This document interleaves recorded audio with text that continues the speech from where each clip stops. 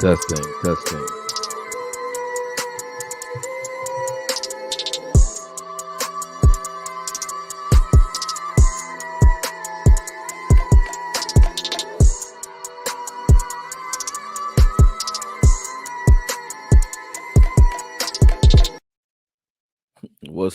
What's up? Appreciate y'all jumping on. You know these usually be impromptu meetings, so I know you gotta figure out where you at, get to a phone, get to a TV, get to a computer, a desktop, whatever you do. But I appreciate those who do it, and I'm appreciative to be back, man. Once again, um, shout out to all the AKs that support the channel and do their thing. And you already know. You already know. I see a lot of y'all in the chats. This has been a very tumultuous off season thus far, and I told y'all it was going to be that, right?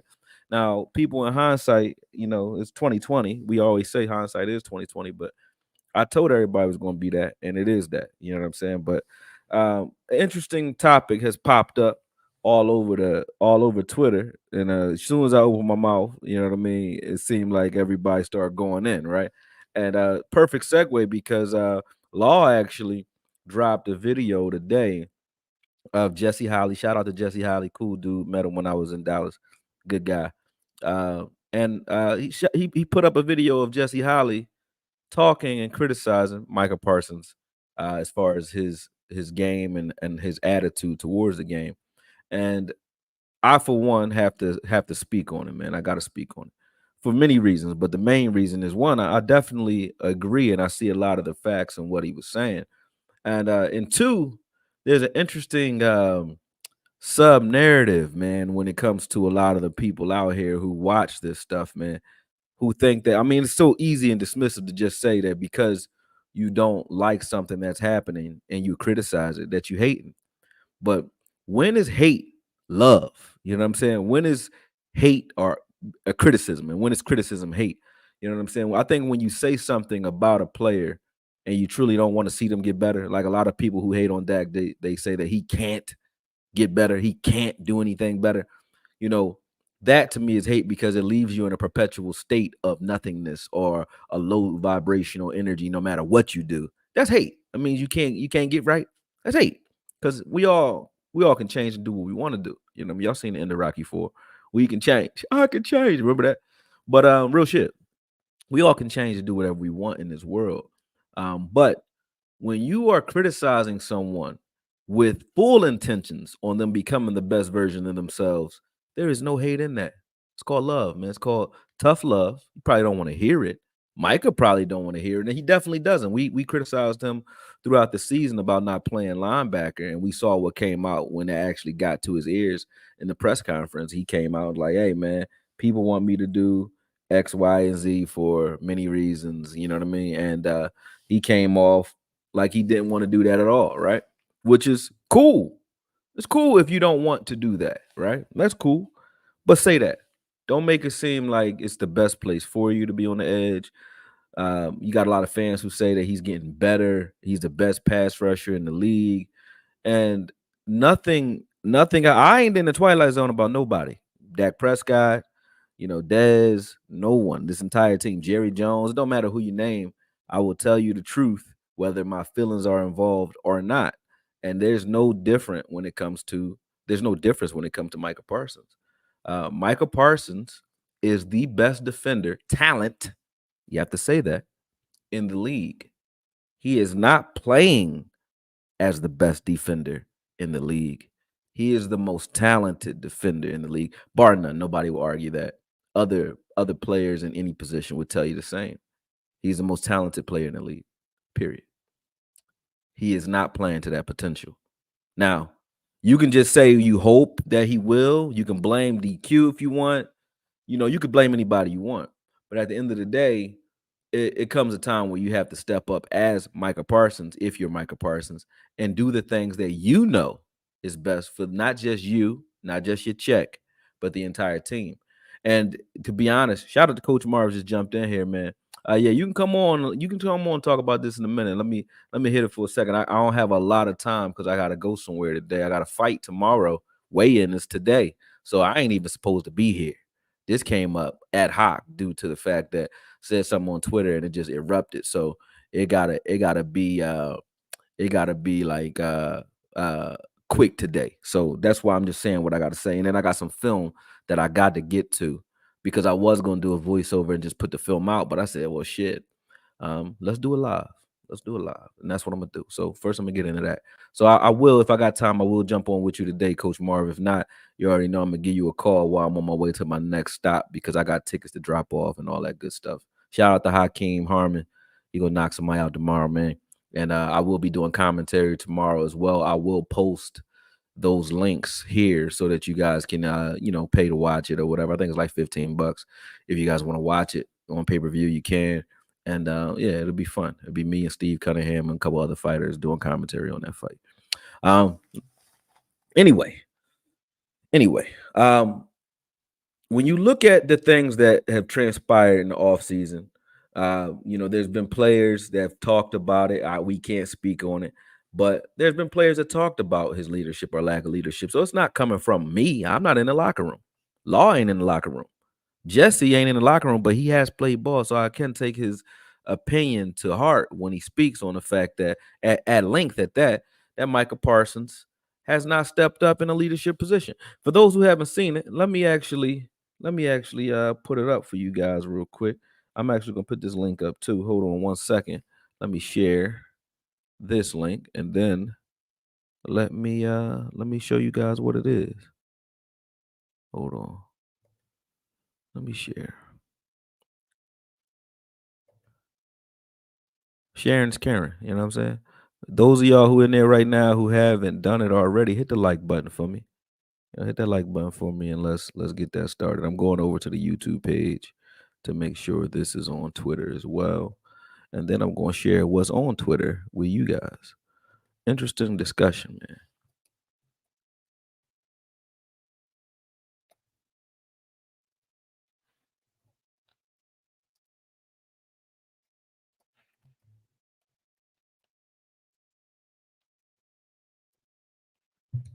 Boom.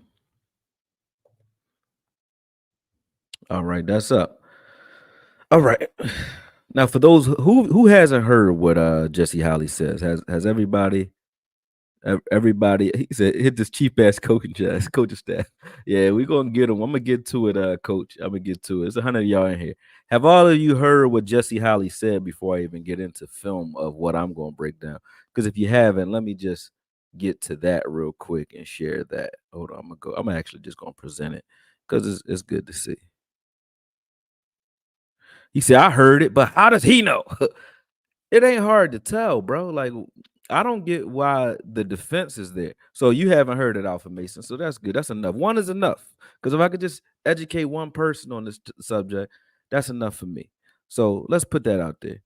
Hold on. He said, Micah Parsons is the best talent. This is Ken Art. What's up, Ken? Appreciate the $10 and the love. He said Micah Parsons is the best talent, but I take Fred Warner all day at linebacker.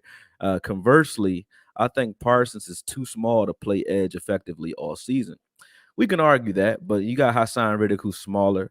You got Shaq Barrett, who's smaller, and they play it just fine all season. It's not a matter of size when it comes to that. They say that D Law is too small to play 3-4 defensive end because he's 265, but D Law Tell D-Law that when he runs through 3 people's faces, pause, and gets to the ball carrier. So I don't think it's size when it comes to certain players. Micah Parsons' strength is off the charts.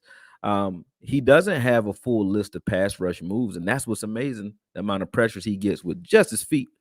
But that tells you that he can do that from anywhere, and he definitely could benefit from the addition of having another pass rusher on the field while he plays in the A and the B gap where he likes to be anyway. I compiled, and this is what you're going to see in the film, I compiled a lot of all of his sacks for this season and pressures and so on, and I put it into a film. And when you look on the film, it's very interesting. He does get sacks from the outside when he's out there sometimes with his hand in the ground, but you can see his effect when he's standing in the middle of the field, whether he's blitzing, run supporting, or just getting pressures. Is good things happen with Micah Parsons in the middle of the field. So no one can tell me any different, because a center is not designed to block. They're not used to blocking pass rushers who have the foot movement and the ability of Micah Parsons. That's why stunts work so well, because you have to communicate. But what happens when you can't communicate? You can't communicate because he's ISO'd, because you have a tackle to the left, a tackle to the right of Micah Parsons, and then 2 defensive ends outside that. So that means it's 5-on-5 with one addition, maybe a running back coming into the middle of the chip. But that affects what plays you can call as an offense, and that definitely affects what a center can do. We don't got that many Travis Kelce's in the league that can deal with a Micah Parsons one-on-one, right? So him in the middle of the field, I've been arguing this all year. This ain't new, and it's been proven, and when it's been proven, everybody shuts up for a week, and then they go back to acting like it's not happening.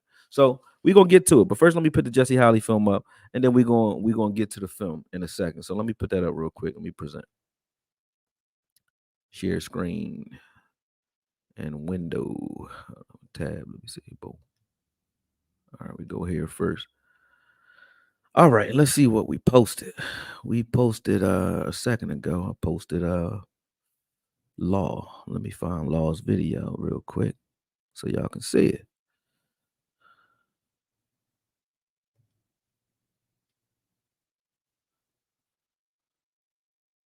Where is it? There it is. Let's blow. And Micah Parsons. All right. Is Micah Parsons, to me, Right. this is just Jesse Holley, Can you is probably the most selfish player on this football team. Can you guys hear it? One of the reasons why Micah Parsons does not want to play linebacker, it's too much of a responsibility. Oh, wow. Definitely more responsibility for sure. I got to study harder. Mm-hmm. I got to now look at keys and formations, all that. See, when Micah get lined up and just go get the quarterback, and I'm not calling him a dumb player. I'm not calling him dumb at all. True. There's no thinking in that. That's pure natural instincts. You saw in the game when Micah had to drop back in coverage, fish out of water. He didn't know where to turn. He didn't know where to look, right? And even when Micah plays off the ball, he ain't reading nothing. He's just going. He's just going. And so linebacker requires you to be able to adjust, be able to you got to really hone in and focus. Micah, and maybe it's just the youth in him, Micah doesn't want to study. Micah doesn't want to focus in. And I truly believe Micah wants to be great for Micah. And if the team just so happens to profit from his greatness, then cool. But I'm not willing to have my greatness sacrificed for y'all. Yeah. Do you think he'll be better in that position, like in linebacker, just in reading? No, or do you really think? Where do you think he'll really be the most effective? Or do you think he can grow into that and actually become that and be more effective? When I watch Fred Warner, right? When I watch Fred Warner, it's a great example. Listen up here. I see a dude who is so locked in. Who's, knowledge-wise, is so locked in. If you just did sheer athleticism for athleticism, he don't stand close to Micah. He ain't strong as Micah. He ain't fast as Micah. He don't jump higher. He don't lift nothing. But this up here, he laps Micah. And if Micah ever was to get into the Ed Reed, Troy Polamalu school of film watching, Ray Lewis school of film watching, with Fred Warner school of film watching, he could play anywhere. The problem is he doesn't want to, because he said, well, I've already had success doing this, and I'm about to get the biggest bag in NFL history doing simply this. One of the reasons why he's always going to finish second and third to those other guys in Defensive Player of the Year award, Because he don't want to play in the run game. He don't want to play in the run game. And the Myles Garretts and the TJ Watts and the Nick Bosas and the Max Crosbys, they are down in, down out players. They play the run, they play the pass, they understand what they're doing. I think that is, for me, that is the biggest part of Micah Parsons' game. That, and again, it could come to a level of maturity. Yeah. Right? That's what I was going to ask you. Did those other players like grow more into that, or were they off the bat? That's who they were. Like Fred Warner, that's who he is. Like those guys, like Ed Reed, that's who he was. Ray Lewis, those guys understood that in order for me to be great, I had to have the most information that I possibly could. But Micah is one, he's the OG. Okay. He don't got no OG. He's the OG. Yeah. He dictates what happens around here. I've questioned it many a times. When I watch the Niners play defense, I see a defense that Fred Warner is taking these guys and say, yo, I know the day's over. We're going to stay 45 minutes longer. Yeah. I don't believe Micah's doing that. I don't believe he's the OG that's saying, yo, come, Clark, so-and-so. So, hey, defense, we going in here after practice is over and we're going to put another hour in. Matter of fact, y'all go home, take a shower, kiss y'all wives, y'all babies, y'all girls, y'all whatever. Meet me at my crib at 8 o'clock. I'm going to have the chef come by every, Tuesday, Wednesday, Thursday. I'm going to have the chef come by. Mom's going to cook up something. We're going to come over there and we're going to bust this film down. Yeah. He ain't doing that. Yeah. It's like, I'll see y'all on Sunday. I'm going to do what I'm supposed to do. Now, when I do what I'm supposed to do, y'all going to eat off me because they're going to double, triple team me, so y'all going to eat. But all the other stuff, I don't want to sack. That's why he had to, like, when he went and had to play linebacker, he got on his podcast. He told anybody and everybody, I could just be more effective anywhere. I don't need to be at linebacker. When he got upset earlier in the season, why? They had him doing these tackle in stunts, and he was the guy that he was stunting to get the other guy open. Oh, he ain't like that. No. I'm not getting him open. Stunt to get me open. That's the biggest thing. And I'll say the last thing is, and you hit on it, it's a culture that is built in Dallas, right? The Hollywood culture. Yeah. And that's never going to change. I don't care what coach you bring in. You can bring in Bill Belichick. Don't matter. It doesn't matter. Because Jerry Jones established that we are the biggest brand in the world. It's a gift and curse, if you Jerry Jones, you know what I'm saying? Obviously, the gift is you got the biggest brand. You're going to keep making money. It's going to be like the Hollywood of football.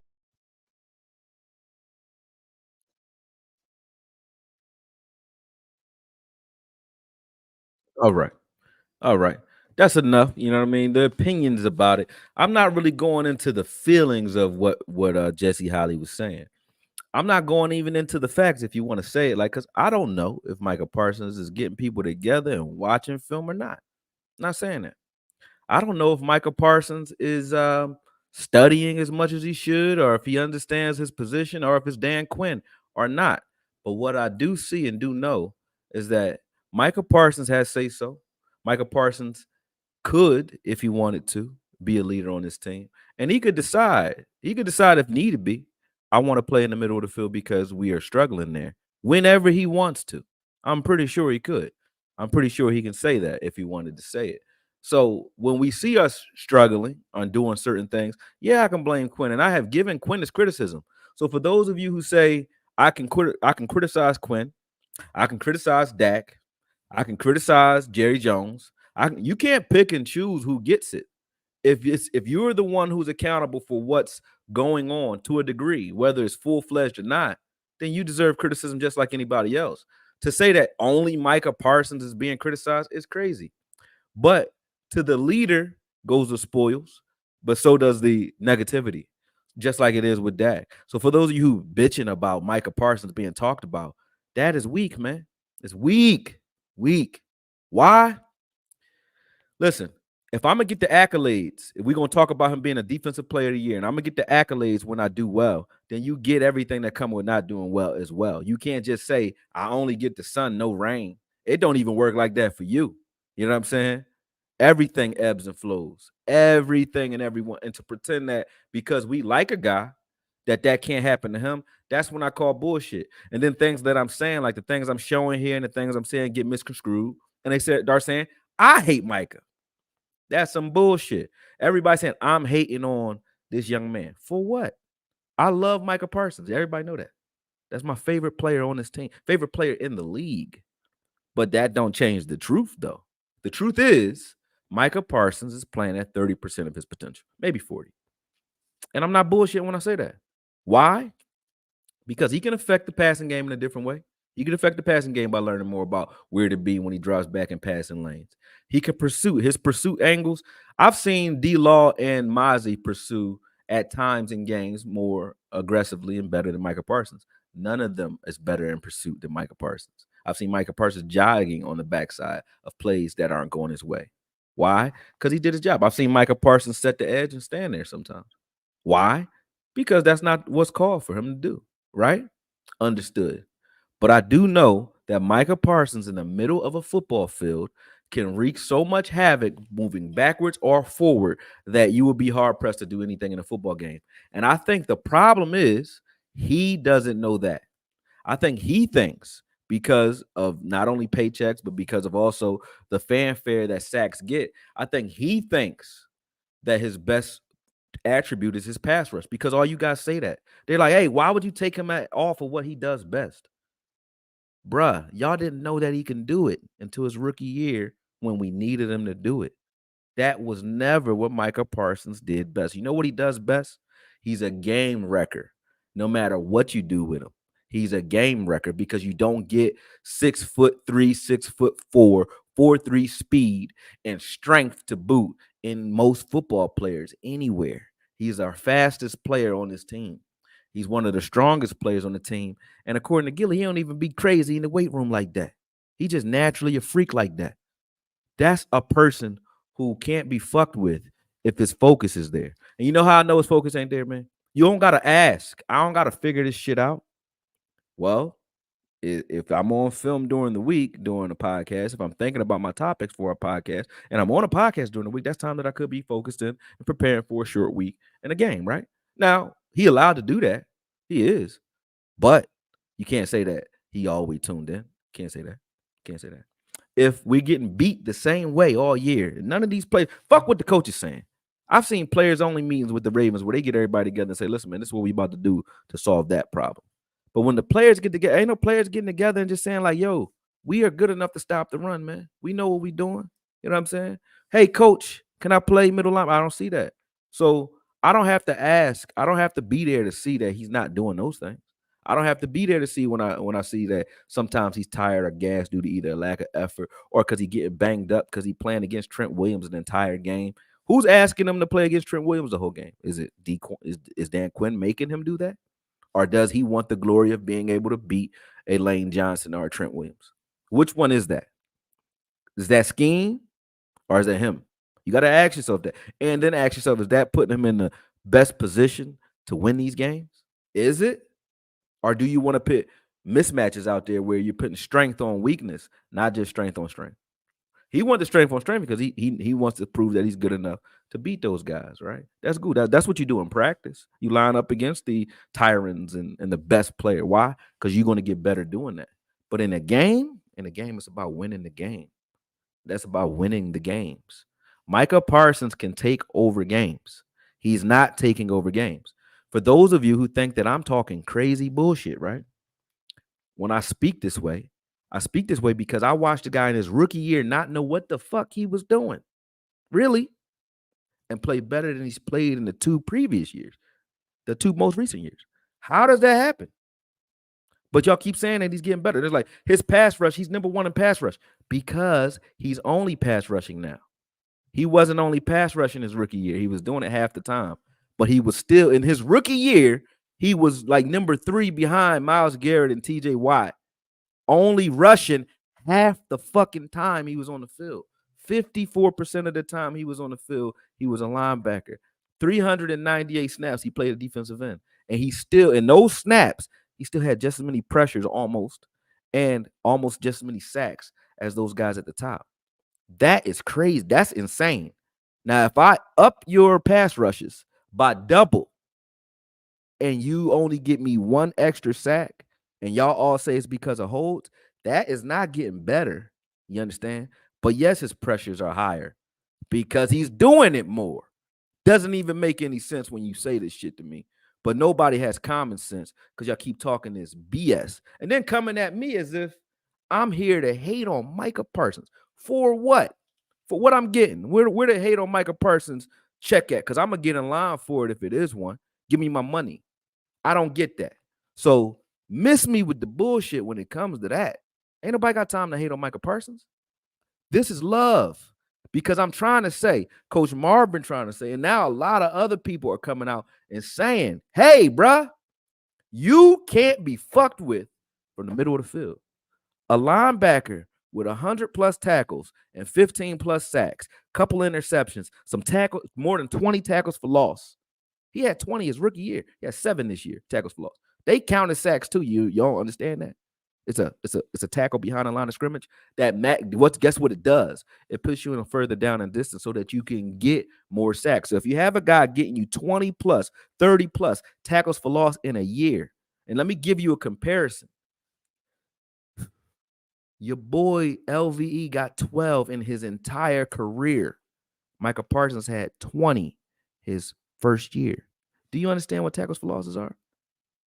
Okay. You got a guy that in D-Law who can wreak havoc and stop the run on the outside. And then if you have Micah Parsons in the middle of the field, you have a guy in Sam Williams or Fowler who could do it from the opposite side. And guess what?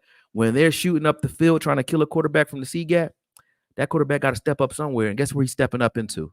The A or the B. He's stepping up into Osa. He's stepping up into Micah. And he's going to die. That is the scheme. When a running back runs up the middle of the field, guess where you got to run? If you set an edge, if you got another guy just setting edge, he got to run at Micah. Do you understand? So funneling the traffic through into your best player on the field is only common sense. Anybody who keep talking shit to you like that don't make sense just wants to talk or doesn't want to criticize him because they either in the locker room with a mic. No offense to anyone. If that's how you get your money, get your fucking money. But don't try to point at me like I'm hating. Get your money. Do what you got to do. But that ain't hate. That's only common sense. If Ray Lewis on the field, I'm going to say, hey, we want everything to go at Ray Lewis. We want the running back to have to run at Ray Lewis. We want the quarterback to have to deal with Ray Lewis. We want you to have to throw at Ray Lewis. And we want Ray Lewis running at you. That is common sense. If I can say, hey, I'm going to take your best player, put him on the edge, we going to block him with 2 guys, or we going to run away from him or run at him and get him out the game. He get 2 tackles in big games. Not once, but repeatedly. You got 3 playoff games, 1 sack, bro. 1 sack in 3 playoff games. And against the 49ers, you got zilch. They be busting his ass. How? How every time we get in a big game, Micah Parsons disappear? Is it because he ain't ready for the big moment? No. Because he playing out of position in those moments. And people keep talking like, that ain't it. What is it then? What is it? What is it then? It's because he can't win from the edge? That ain't true. That's why they putting 3 guys on him over there in the first place. But when you put 3 guys on him and then you got D-Law opposite side him, then you got 2 defensive tackles. That's a 4-man rush, right? Your only pass rusher on the field right at that point is Micah Parsons. Why do you think I'm screaming 3-4? Why do you think TJ Watt can stop the run and still could do other things? Because he got 4 other guys on the field. If you got Chauncey on the field, I'm gonna show you on film. You got Chauncey on the field, you got Hank on the field, you got Mozzie on the field, or Osa on the field, right? As those 3 down linemen. And then you got D-Law outside of that. Or you got D-Law at defensive end, Chauncey, and then Hank in the middle. And you got Williams or Fowler on the other side. Those guys can not only get you some pass rush, but now you got 2 pass rushers in D-Law and Williams next to each other on the field. And then Micah Parsons opposite side, that outside. If you want to keep him outside linebacker, you can do that then. Because then his responsibilities are lessened when it comes to the run. He's more so playing in space over there. He can also pick up the tight end strong side and carry him up the field, which means you don't fucking need Curse on the field. You know why? Because when Micah's strong side, you can say, Micah, you erase the tight end sometime. And he can do it. He can do it when in man. He can't do it in zone right now because he ain't used to doing it. He's not getting those reps. He's not getting those reps. So I hear, hold on. Oh, okay. I thought JB was saying I was an idiot. My bad, JB. I ain't got my glasses on. I was about to have to come get you, man. But one love. Hit the like button if y'all in here. JB too. Love you too, bro. You know what I'm saying? But those who even argue that, like you, right? People arguing, why would the Cowboys run 3-4? We already run 3-4. I didn't make this shit up. I'm not making it up. Then people say that's not 3-4. It's technically shut the fuck up because you don't know what you're talking about. Technically, shut the fuck up because everything is just so technical. But then when I say something, you don't know. You ain't in the locker room. Neither is anybody. But I hear shit from people in the locker room, but you can't speak on that. Because why? Because they in the locker room. You got to have locker room camaraderie. But you think we just making this shit up? You think I just feel like coming at Micah Parsons' effort? You think I'm just saying this shit?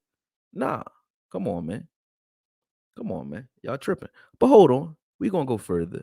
We gonna go further. Like I said, I ain't got a lot of time. I'm standing on other businesses today. I got fights and shit. But we doing this. We doing it. Shout out to Law Nation. Shout out to Coach Marv. Shout out to Jesse Holly, man. I know he getting a lot of hate. Leave him the fuck alone, bro. Leave him alone. He said what he said, and you could disagree that you might say, oh, Micah does watch film. He might watch film as a DN. He might be studying as a DN, but he not a DN, bro. He is not a DN. I haven't heard him say one time. Y'all keep saying I'm wrong about him not wanting to move the linebacker. I heard him say it out his own mouth in the press conference. I mean, people, when I don't pass rush, people pass more. That's your answer? I know, but Clark got to get it. He got to get it. Bell got to get it. He passing it off to somebody else. You the one.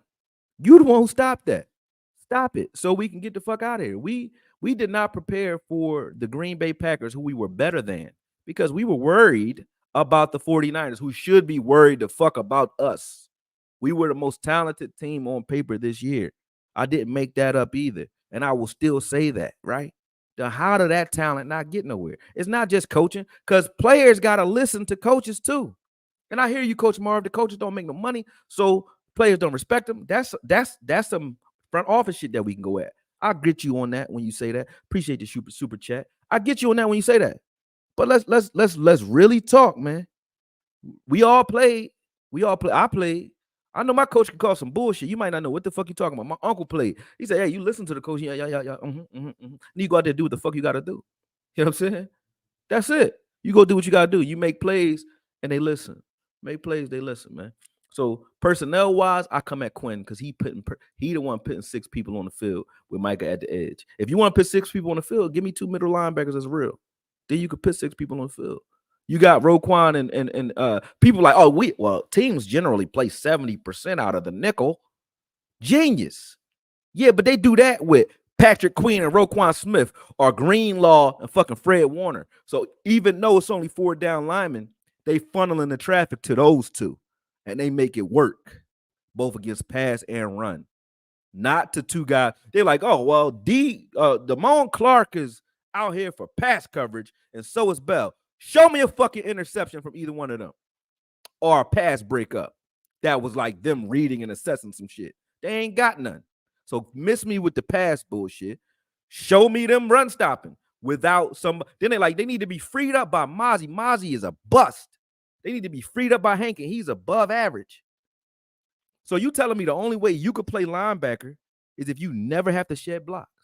Then a fucking safety or a corner could do that. That ain't linebacker. That's not the job description. That ain't it. So when you say that, you miss me with that. And I don't like to insult everybody who says it to me because they say saying what they think. You know, then they show me PFF stats. No, nothing against PFF. I got friends over there. Shout out to Ben Larson, man. What's up? I got friends over there that work for PFF. Fucks with them. John Owing, love him. You know what I mean? No offense to none of those dudes at all. But what the fuck do I care about analytics? I'm talking about straight up what's on the film. You could say he is the best pass rusher according to these metrics known to man. I don't give a fuck. Don't care about that. Excuse my French. I care about winning and this defense being what it truly can be. And namely, the way that goes is if Micah Parsons becomes what we know he is. Don't show me the agility drills with a defensive end, if you want to have him as a defensive end, being faster and more agile than Jamar Chase and Deuce Vaughn. Don't show me that shit if you ain't going to use it. Don't show me no gun if you ain't going to use it. Don't pull that shit then. What you showing me it for? Don't put him in positions to do those things then. But we've seen it. We know it. I've never seen him play better than he played in college. Never in the NFL has he played better than he played in his Memphis days or in the games when he played against Memphis and Ohio State in those games. Never. He hasn't done it. He hasn't played better than that yet. Not once. And then his rookie year, he flashed in the Minnesota game and other games. He flashed and showed that. In the KC game, he flashed and showed those things. And then what do? The next year, he had 64 tackles. He had 89 tackles his first year, 20 tackles for loss, 13 sacks. The next year, 65, 13 tackles for loss, 13 sacks, 13 and a half sacks, maybe, I don't know. Then this year, 64, 14 sacks, one extra sack. So, don't nobody care about that. That's trending the opposite way. That's not getting better. Come on, man. Y'all talking crazy when you talk that. But here we go. Let's pull this film because, like I said, we ain't got all day. So let's pull this film and let's go. Because this is crazy. I'm tired of the bullshit. Tired of the bullshit. Here we go. Where is that film at? What did I call it? What did I call it? Oh. Boom. All right. Let me put myself here. All right. AKOYE Media presents, man. So what I did first was I took every sack that Micah Parsons had, and I showed you. Yes, he can be effective, and this is why he gets held though, because he doesn't use his hands. But he could be effective from the outside. But so could Robert Quinn. He could do that.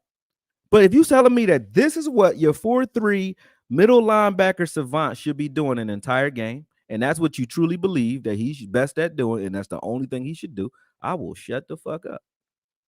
But this ain't his best ball. This is good, but this is good on third downs. This is good in passing situations. You know what I mean? That's him getting into the B gap, coming back and cleaning up his own mess that he created. Very good. Very good. This is him with his hand down. So this is 4 sacks. 4 sacks with his hand down.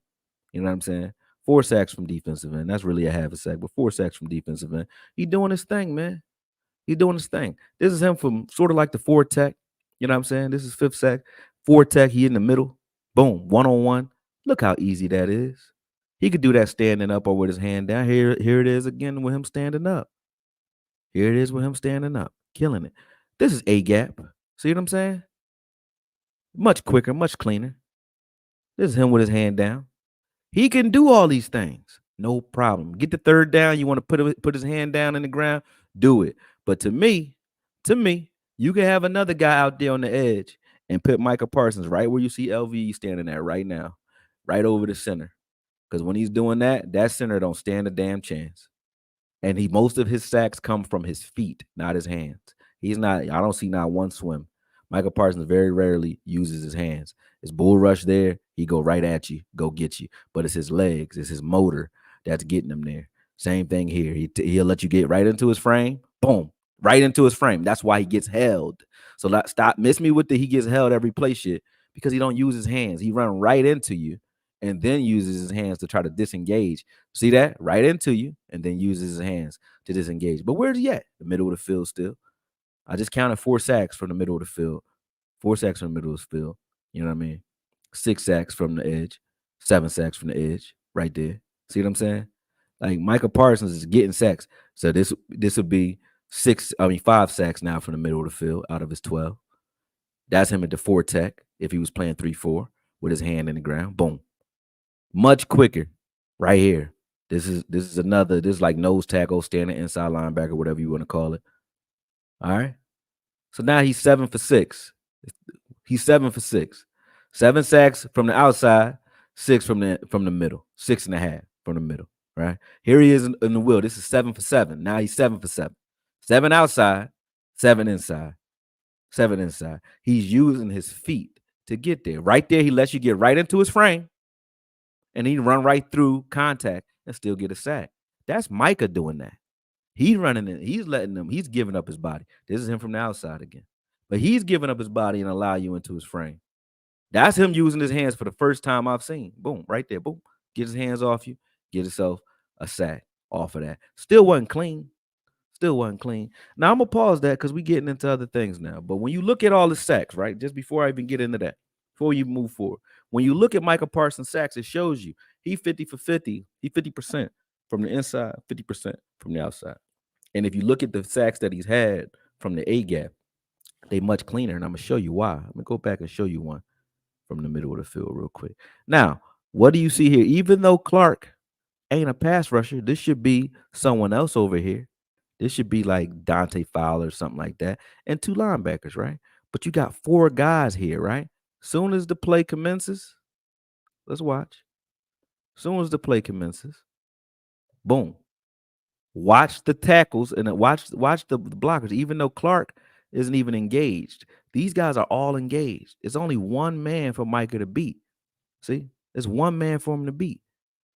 One man to beat. I'm gonna show you another one here. Okay, this tackle has to respect, even though Armstrong is dropping in coverage, this tackle, the right tackle, has to respect Armstrong. That guard, the right guard, has Osa. You have Chauncey, who's getting upfield, trying to set a stunt for D-Law on the opposite side of the field. That running back is trying to chip D-Law, and you see that left tackle on D-Law. Where's Micah? One-on-one with the center. Why? Because he's not playing 1 of 4. He's now 1 of 5. He's 1 of 5, meaning he's at middle linebacker, or he could be 1 of 5 in the 3-4 if you want him to be, or he could be 1 of 5 as a middle linebacker blitzing if you want him to do that. No problem at all if you did that with him. No problem. Nobody's going to argue this right here. Nobody's going to argue that. But that's why. And a center can't deal with Micah Parsons one-on-one. I don't give a fuck who they are. Kelsey, maybe. That's about it. That's a dead man. That's a dead man. So when I see that and I say, I want to see more of that, and y'all argue with me, what you arguing with me for? We got the same goal, don't we? I don't understand what we doing here. If we don't, then we in the wrong place. You don't got to watch my channel. Don't watch me, because that's what I want. I want to win. I'm not here to be nobody's friend. I'm not Micah's friend. I love Micah. Love his game. I love watching him. You know what I mean? He's an interesting dude. I love watching his podcast too. But we ain't friends. We ain't friends. Win. Then we could be friends. Then we could be friends. That's what it's about to me. 3-4 was effective all year. So those of you who also make the dumbass argument that thinks that I'm sitting here just talking in fantasy land, I'm not. You don't know the formations you're looking at because you probably don't watch the film. And if you do watch the film, you still just don't know the formations you're looking at, because this is 3-4 right here. Okay, let me count it off for you. You got the outside linebacker here, Micah Parsons. You got, I think this is Mozzie at defensive end. You got Hankins at nose tackle. I don't know who this is. Osa at DN over here. And then you got DA over there standing up. You got Clark right here, inside linebacker. And then you had Rashawn Evans, who we ran out the building. We ran him out the gym, you know what I'm saying, at the other middle linebacker position. Let's watch what happens when we run these. All right, now this is against what? What personnel are they in? They're in a bunch formation, 12 personnel with a tight wing on Micah Parsons' side, so they can those wide receivers can try to chip and get a piece of Parsons. Boom. Soon as we engage, right? Before the linebackers, y'all keep talking about the linebackers. Before the linebackers even get an opportunity to be engaged, Micah Parsons has this tackle. DA has a tight end on him.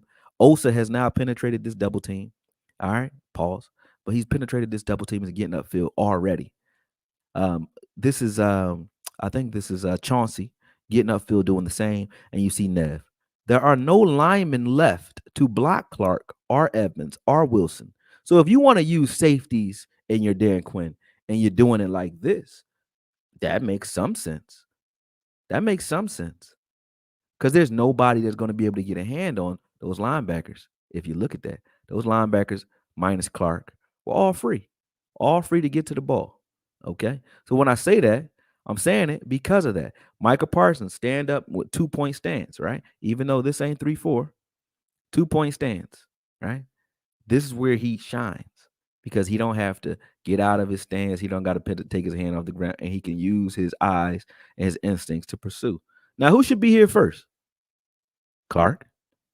Clark gonna miss that. Boom. Misjudge that. This is how good he is in pursuit. The ball is running at Clark. How does Micah Parsons get there same time or better? Because he's our best pursuit player. That's why. That's why. This is Micah Parsons again, middle of the field. Why is this effective? Because you got 4 other guys that's rushing the quarterback from here, and they're in a regular formation. They're in a regular ace with a tight end on the wing, right? Okay. All right. So when you snap the ball, the reason I say get another pass rusher on the field, because those guys are going to funnel all the traffic to Micah Parsons. Look, oh snap. Hold on. There we go. My bad. Let me go back a little bit. I hit the wrong button. Here we go. Boom. Let's do this again. Boom. Now that we engaged, it's 5-on-5. And you have an ISO with the center versus Micah Parsons by itself. Dead man. Dead man. He don't get the sack.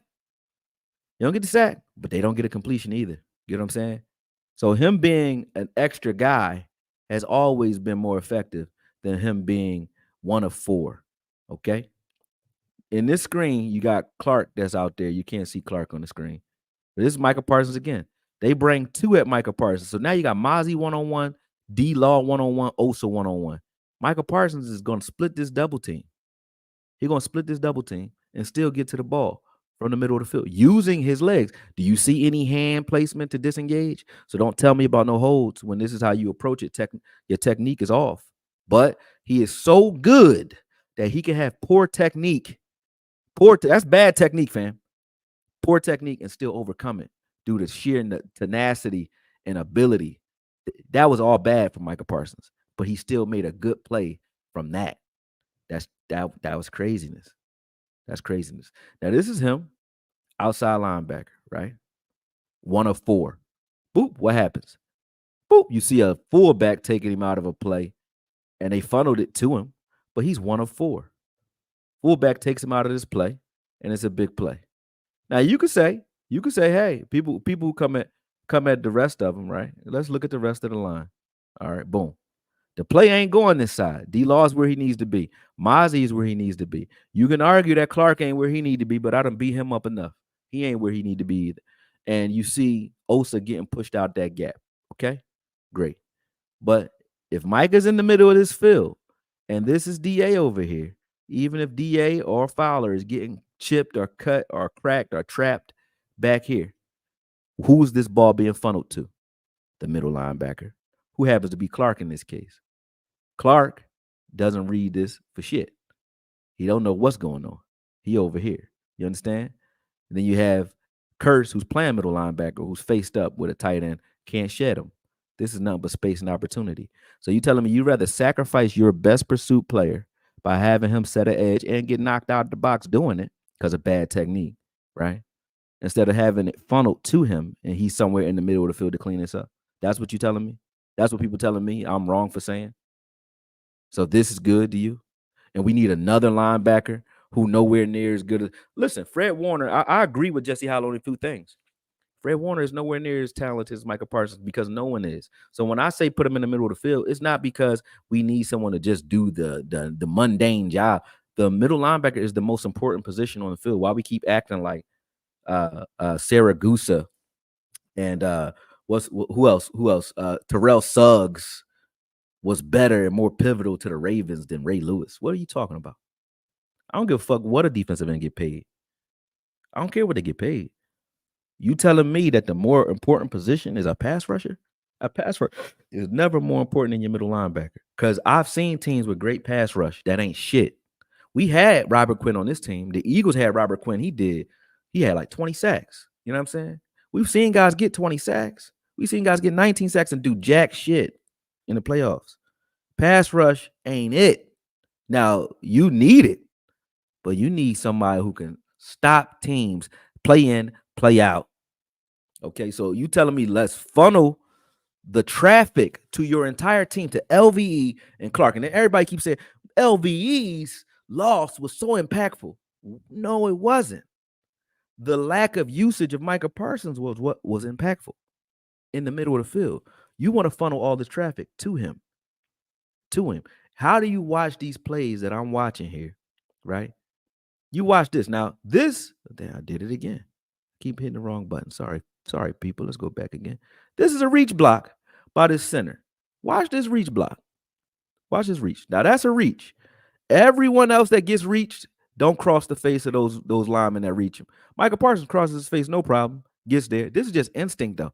This ain't because he watched the film and know where the play is going. So imagine how much better, this is where I agree with Jesse Howell, imagine how much better he's going to be when he knows everything that he's supposed to know from the middle linebacker position. And he's not going to know that by doing more reps at edge where he don't have to think. and he don't have to do anything. Okay, this is D-Law and Micah Parsons, right? Now they're in a tight wing set with both their receivers in to be able to try to down block on the edges, right? Now they're going to try that over there with D-Law, and then they're going to double team Micah Parsons, right? Once they do that, D-Law and Mike are going to take out 5 blockers on the field in this play. 5. Micah is a force versus run, just like D-Law is. When he's off ball, this is craziness. Come on, man. What the fuck is going on here? Look at this, though. When he's off ball, you see that? There's 4 guys that are freed up because D-Law back here in the backfield, he got 3 guys with him. Micah Parsons just got sandwiched by 2 guys, pause, and he's down here on the ground, right? You got 4 guys running free. Why? Because Micah Parsons and D-Law took out 5 guys on that play. But who gets the tackle? Clark. Clark ain't do shit there.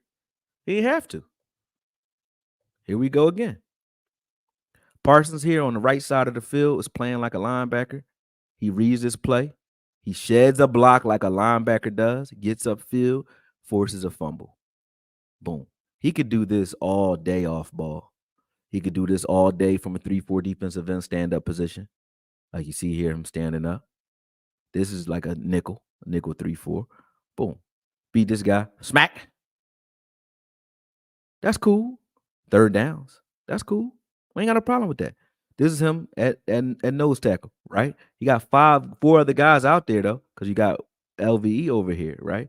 They're going to occupy this entire line. So now guess what? Micah Parsons is ISO with his center. You can't get this when he's 1 of 4. You only get this when he's 1 of 5, which is why I say make us play 3-4, and then you could move Micah Parsons around, and he could play any fucking where he wants. And then it don't matter. But in order to do that, he got to know how to play from everywhere. He got to know everybody's job. What happens here? Interception. You think Kurtz was just in good coverage and he did a good job? No, he gave this is a Micah Parsons interception that went to Kurtz. It was caused by Micah Parsons and what he does. You understand what I'm saying? I know y'all get that. Boom. That's a tackle for loss by Kurtz. Why did it happen? Because of Micah Parsons. Now, here's where scheme meets Micah Parsons. This is 3-4. The reason, now this is where Dan Quinn does get criticism from me. When you see 12 to 13 personnel and you run out there with nickel, you are a fool, my friend. You don't even need the box safety on this one. You could take Kurtz and put him back too high safety when you run 3-4 because we have guys, and for those of you who think I don't know football, let me tell you the background of every player that's on this team because I broke them all down before we got them or when we got them, okay? From college on, every last one of them. Not a one that's missing. Not one. Jalen Brooks even. All of them, okay? So I know what I'm saying when I say this. Chauncey, if you go back and watch my film of Chauncey in Iowa, what position did he play? He played exactly where he is right now, 3-4 defensive end, and he played 3-4 outside linebacker. Okay, so he's a 3-4 player. Osa is an undersized 3-tech. That's why they tried to get him up to 300 pounds. They got him at 290 because he was a wrestler that plays at 285. At UCLA, he was getting double teamed. They're like, he that strong at 285? We need to get him up, right? Get his weight up. But guess when you don't have to get his weight up? If he's playing 3-4 defensive end and he don't have to play with leverage and double teams because he got a nose tackle next to him that's taking a double team from him, and Chauncey as well, right? So if those 3 guys in the middle of the field can occupy this entire offensive line, you tell me, I ain't got to tell you, you tell me how easy it is for Micah to stop the run from over here. Who the fuck got time to bother Micah with Chauncey next to him? Or if this was D-Law over here, who got time to bother Micah? Micah will be rushing half a man, which is why TJ Watt kills, because Pittsburgh does this. This is why he killed. This is why Pittsburgh always got a great outside linebacker, because they run 3-4. And if you run 3-4, you don't got to be as great a linebacker. You know why? Because those 3 down linemen, those Casey Hamptons of the world, they're going to soak up. They Chemo Van Ohoffen and all those guys, you know what I'm saying? They're going to soak up so much of the offensive line's attention that you can run free, or at least you're dealing with tight ends now, or you're dealing with half a man. And when I say half a man, that means that tackle is pinching inside to try to stop Chauncey, but at the same time, he's watching Micah. Look at Chauncey. Look how quick Chauncey wins. Very easy. Look how quick Osa wins over here on the opposite side. See Osa, boom. Chauncey and Osa meet at the running back. And you see over here, that's Fowler setting the edge. Micah over there setting the edge. Now, if you want to run 3-4 and you say, this is what I want to do with Micah, I'm not going to argue with you. I don't like it because I think he still should play middle linebacker in 3-4 sometimes. But I'm not going to argue with you. I ain't going to argue with you. What are linebackers doing on this play, though? What did they have to do? Nothing. Where they at? Watch them from this angle. On the fucking ground. Doing nothing. Together. Nothing. Okay? But the reason I brought this up, they said, oh, well, Arizona still ran for 222 yards. Yeah, because we were running nickel the entire game other than these plays. When we ran 3-4, how do you see this as a coordinator and say, this team is running on us. We stopped the run doing this and then say, hey, let's never do this again. Well, when they did it, look what happens. You think I'm wrong.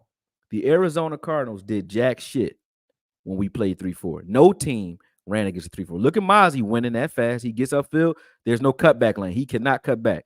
Now he's stuck over here with the numbers, right? He's stuck over here. Hankins has won already too. You got Clark that's free. All right. He can't run outside because it's contained. What is he about to do? Nothing. He can't do nothing. That's it from the other angle. Okay. Now you telling me Micah Parsons over here setting the edge is what we need him to do. That's what he does best. Let's back this up. Let's back this up. Let's look at this again. All right. Look at this. Look at this. All right. So Micah Parsons right here. Micah Parsons right there.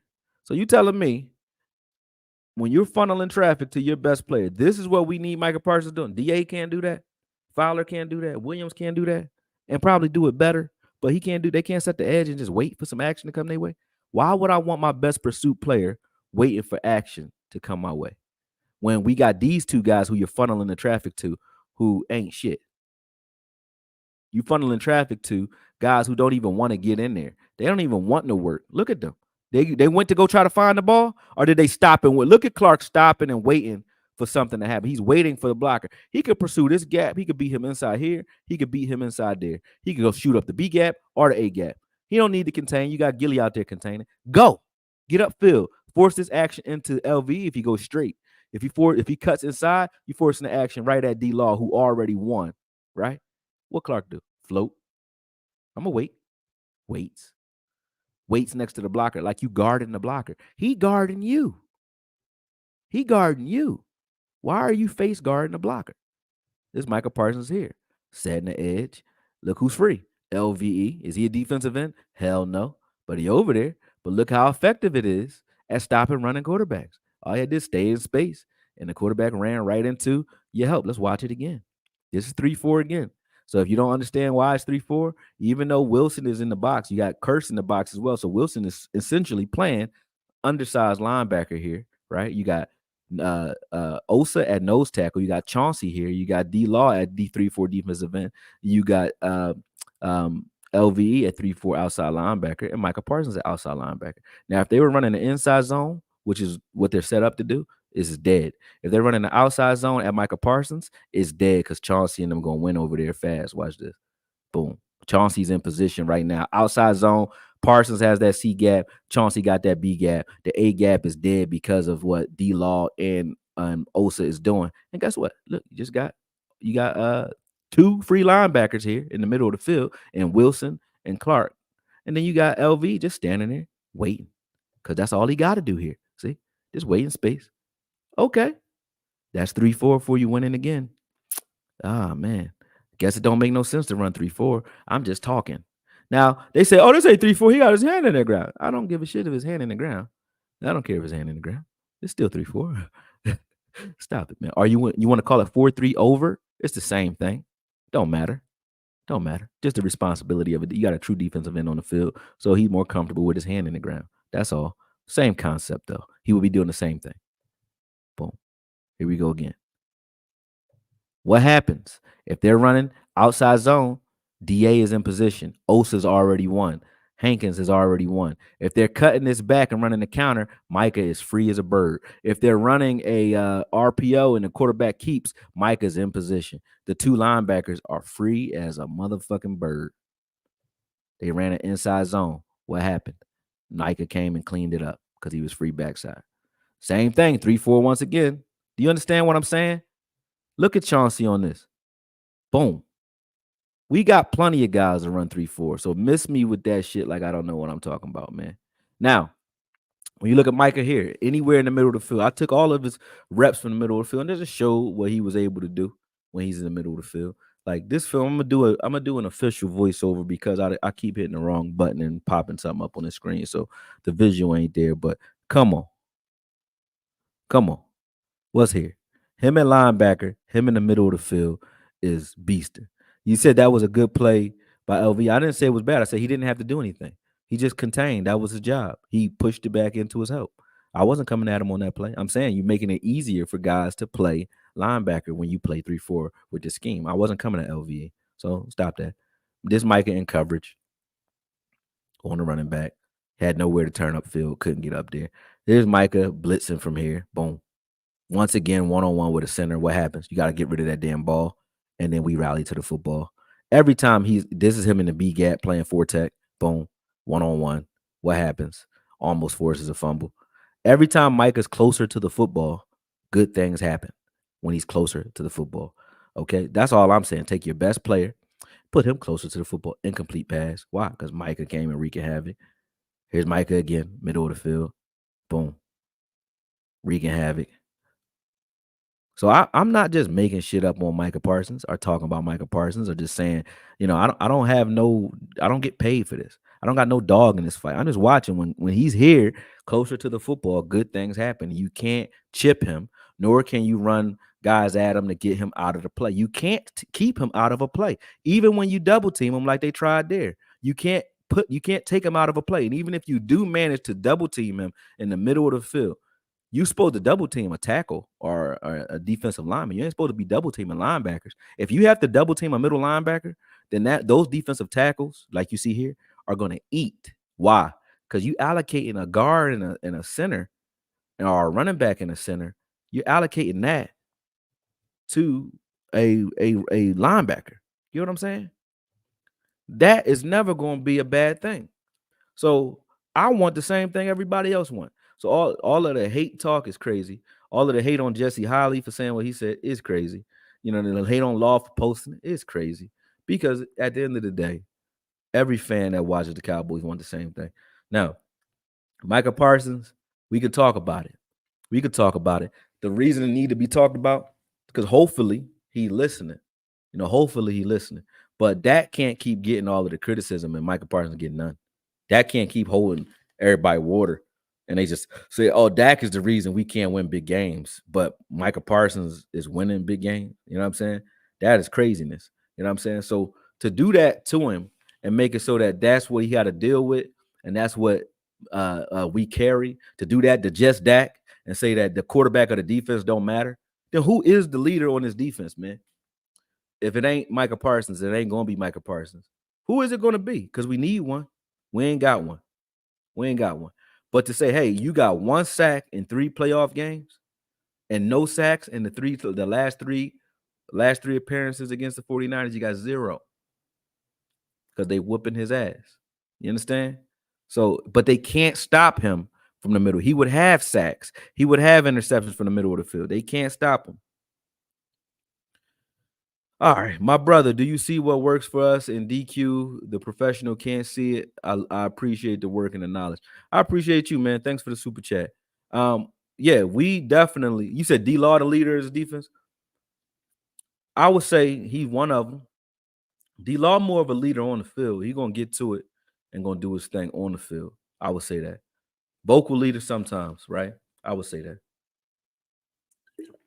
But the guy who likes to talk, who has the talent and the ownership of the ownership on his side, is Micah Parsons. He's already the leader. Not a great leader, but he is.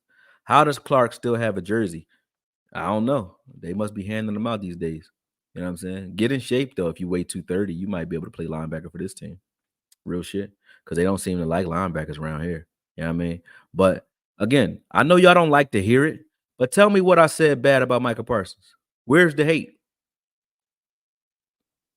Hey, let me put it in layman's terms for you. Hey, we have a player that's a Swiss Army knife that can do all and do everything on the field if he wants to. Let's funnel the traffic or run the defense through him. Does that sound like hate? Does that sound like shade? It ain't shade. It's actually common sense. So when truth becomes hate, then you gotta look in the mirror. So all y'all who keep screaming at somebody hating on Micah Parsons, look in the mirror. Y'all got weak feelings, man. Get out your feelings. I don't got nothing against Micah Parsons. I want him to be great as he can be. And I know what will bring that out of him. Not because I fantasized about it, because I watched him do it. And when I watch him do it, I'm like, I have never seen anybody stop him doing the things off ball that we talk about. He's not been stopped. Everybody point to one game. They say that I'm pointing to one game to make my assessment, but they point to the Green Bay game last year where he didn't do much from the middle of the field. Well, that was because he didn't know much in his rookie year yet. But to take him and make it so that he doesn't have to do any of that, and you know that I'm not wrong, because in the offseason, what did he say? I'm putting on weight because I'm going to be playing full-time defensive end. For those who say he really do want to play linebacker, then why the fuck he say that? And what Quinn come out and say? No, you won't. So who want him playing linebacker? Him or Quinn? Damn sure ain't him. Because I heard him say it. Y'all heard him say, I'm putting on pounds of muscle. They had a whole conversation about it. Putting on more pounds of muscle so that I can handle the brunt of paying full-time defensive end. Why would we do that with you?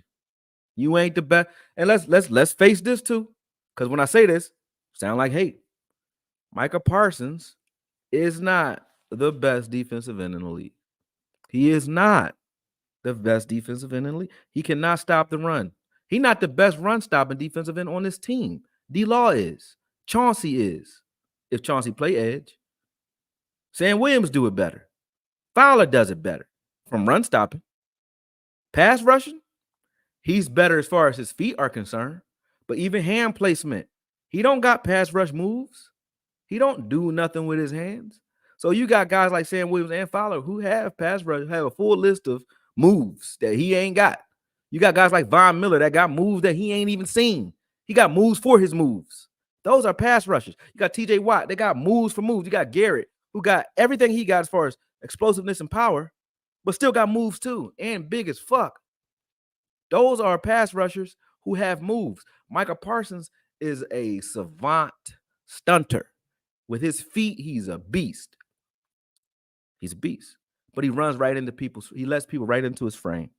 That's what he does. That's what he's done since his rookie year. He did it since college. That's what he's done. All right. I ain't got to make it up. When he was pass rushing in college, he did the same thing he's doing right now. He has not grown. And now they've taken more of the responsibility off of him. So he hasn't gotten better because of that. He's not getting better. And then when you go to put him at linebacker and he doesn't do well now, you're going to say, see, he shouldn't be playing linebacker. He's not a linebacker. Well, if you spend 3 years not doing your job, you're probably going to be a little rusty when you get back over there. You need to have a full offseason of linebacker mentality, preparing to play linebacker for the year, linebacker film study, all of that. The only good thing about D. Quinn coming back is the fact that Micah Parsons ain't got to learn a new defense to do that. He ain't got to learn a new defense if Quinn comes back. You know the defense. You know where everybody's supposed to be doing. You know the calls. So get your head in the books and learn how to play linebacker for real so that you can do it, because he can do it like no other. Like no other. Heavy Chevy, what's up? He said the fans who ask the necessary questions and want solutions will sound crazy to the masses. Stay bringing the noise, bro. Appreciate you, good brother. Gord Mayhall, he said, I damn sure like it when I've got time to catch you live. I had to hop off Twitter because I was becoming too toxic. You're not wrong, though. Appreciate you, man. Appreciate you. I had to jump on too, man.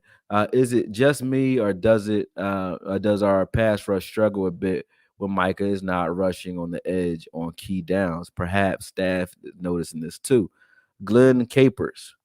Did you just watch the film I just put out there? I'm not being smart. Appreciate the super chat. And I hate to disparage the guy who just gave me money. But that ain't true, bro. I just showed you he got just as many sacks.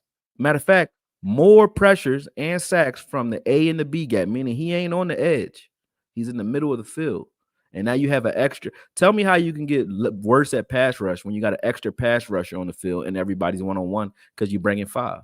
If Mike is 1 of 5, those linemen, it's only 5 linemen. Everybody one-on-one. That means everybody has a chance to eat and win. Everybody. And if you try to double Micah Parsons, they really win. So I think the opposite is true. The pass rush struggles when he's 1 of 4 on the edge. When you just take a guy over there, you chip him, and now he's out of the play.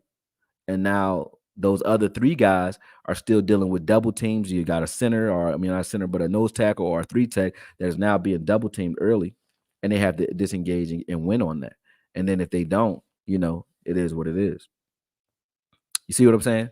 So I get where you're coming from, but I think you're wrong on this one.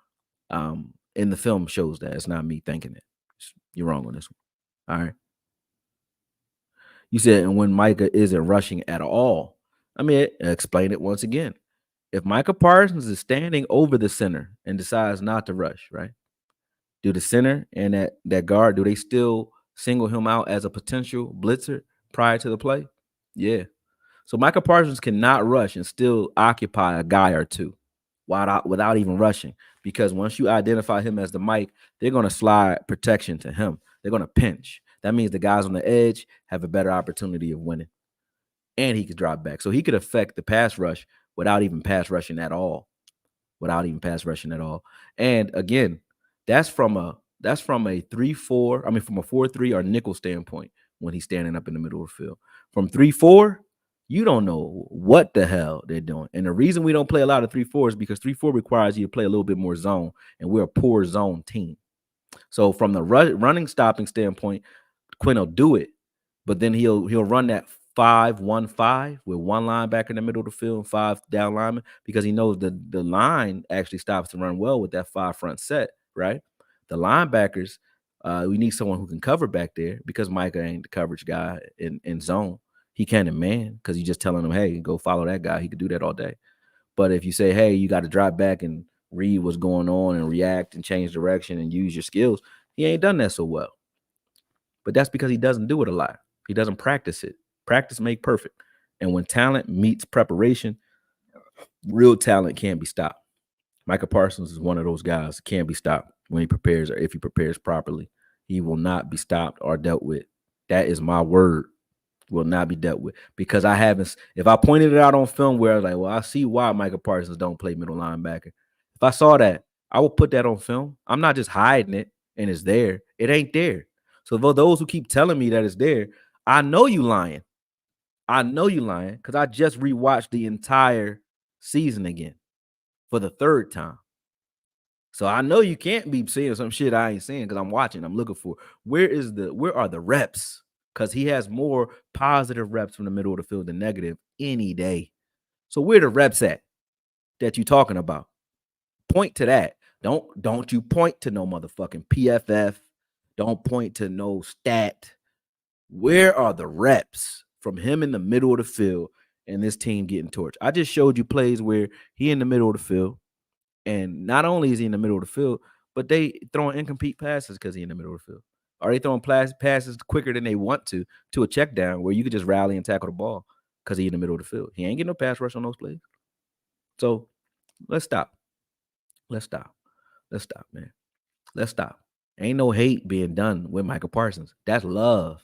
That's love of the game. And let me say this, because I got to say it. I said this to Law earlier, and Law said, ooh, you don't say that, AKOYE.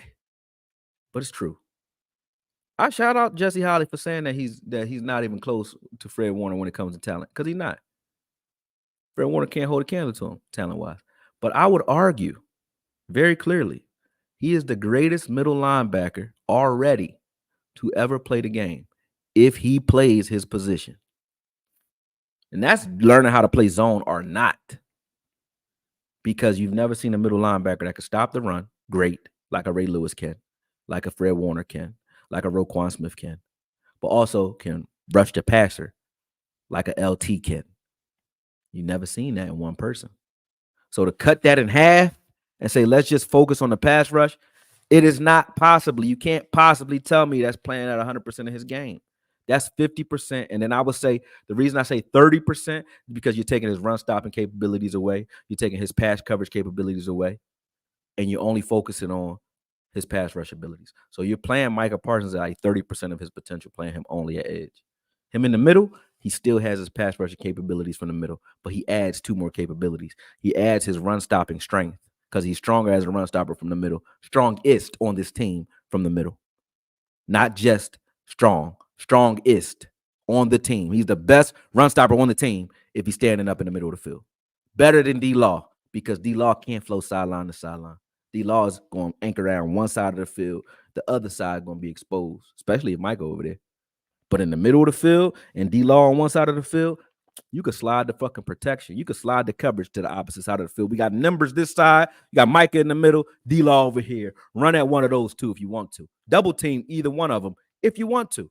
And one of them going to kill you. So you double team D-Law, Micah going to get there. You double team Micah, D-Law going to. I just showed you this on film. I ain't just saying this shit.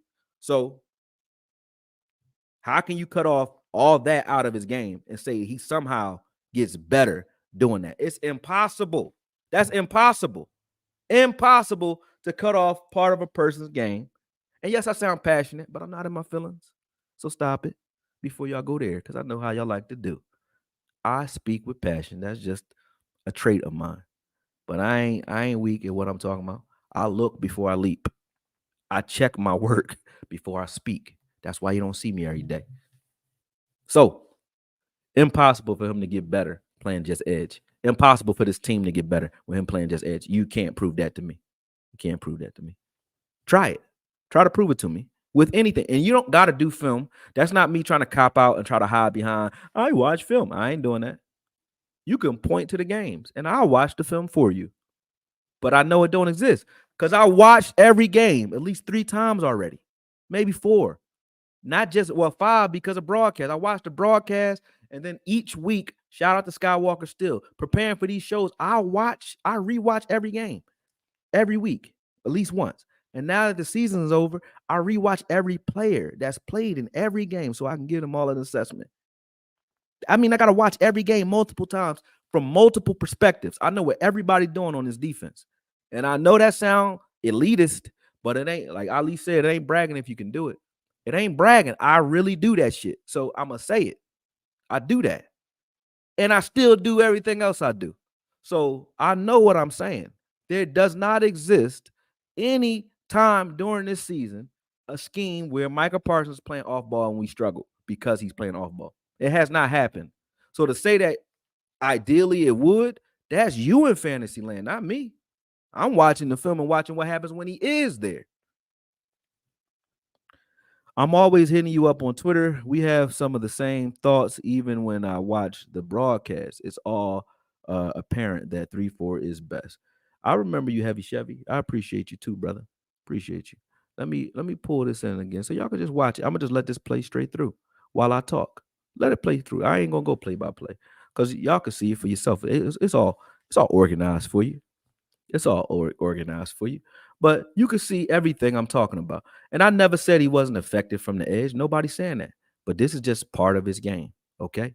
He is not the guy that you just say, hey, he can't. The reason defenders or defensive ends don't play middle linebacker, and the reason that it only makes sense to make that argument about T.J. Watt and Myles Garrett, because even though I said Myles Garrett and T.J. Watt are better pass rushers than Micah Parsons, they ain't better players. Because neither one of them it ain't going to be no argument for taking them and putting them at middle linebacker because they can't fucking do it. It ain't going to be just like it ain't going to be no argument to say, hey, let's take Fred Warner and put him at defensive end because he can't fucking do that. But Micah can. And people keep arguing about him not being defensive player of the year because that's what he wants. Defensive player of the year, all pro, all that shit, right? Well, he ain't the defensive player of the year on this team. Because that's Bland. Bland deserves it over him on this season. Just like every other year, somebody beats him out. But you know when he would never get beat out? Give him 10-plus sacks, 15 sacks, and 100 tackles, a couple forced fumbles and some interceptions from the middle of the field, and some wins in the playoffs. Give him that. Ain't nobody going to beat him no year. He'll be the reigning defensive player of the generation. Fuck a year. Every year. And that's what so how am I hating? That's what I want for him. And I know that's where he will get if he goes where he's supposed to be. That's an A-gap right there. Boom. A-gap sack. If he goes where he belongs, you cannot fuck with Micah Parsons. You can't. If he go where he belongs, can't deal with him. You seen just now, he got a sack, but look how hard he be having to work from the outside. This is him from the inside, my brother who said he don't get nothing from the inside. Boom. Look, and did you see that sack right there, right? What happened? He let them right into his shoulder pads. He will let you hit him. Everybody gets a free punch on Micah. Right here. Boom. Free punch. Then he beats you. He don't meet you with his hands ever. Because he don't have long arms either. But he don't even attempt to. He run right at you with his chest. Full speed ahead. Boop. Chest. See what I'm saying? Full speed ahead with his chest on the majority of his pass rushes. Okay? So miss me with he gets held every play. He is you allowed to hold again. You're allowed to hold if you grab inside the shoulder pads too. You know that, right? That's what refs will tell you. So the thing you're supposed to guard is your center line if you're a pass rusher. You're supposed to guard your chest.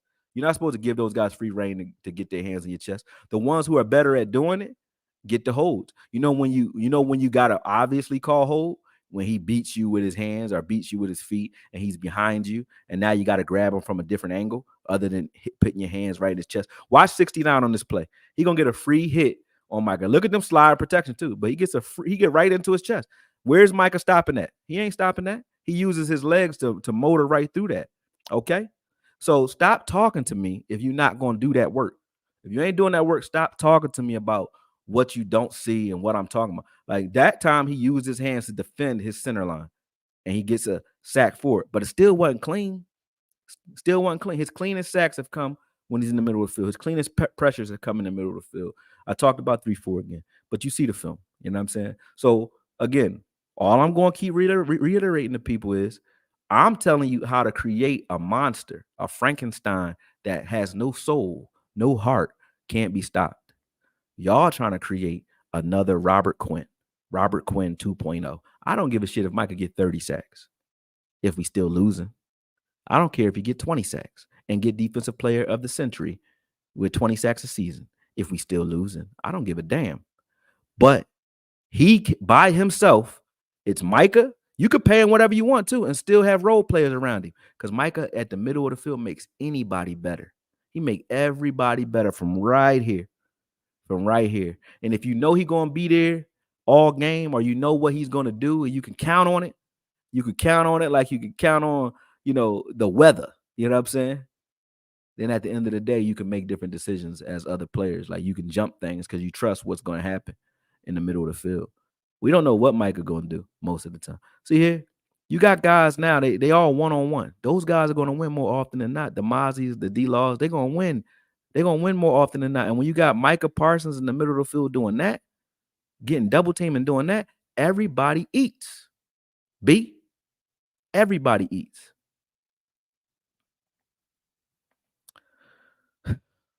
You got Micah doing this, nobody eats. That's simple. The film does not lie, like you said, freight train. I agree with you. Film don't lie. When you see somebody this talented, they try to reach him with two guys, he run right through it. You see somebody this talented, squeezing in running lanes, everybody instantly gets better. Now, who gets that tackle? Wilson. But who set him up for that? Micah. That's all you need to see. Here, Micah don't make nothing. He goes right down. I showed this already. He going to hit the dirt right here. Boom, dirt. Him and D-Law have now destroyed this line so much so that 4 guys are running free. So you got Sam Williams and Clark looking like they did something. They get a free tackle for loss. Here's Micah Parsons. Again, getting upfield, forcing fumbles, playing with his hand off the dirt, and using his instincts. That's what you need him doing.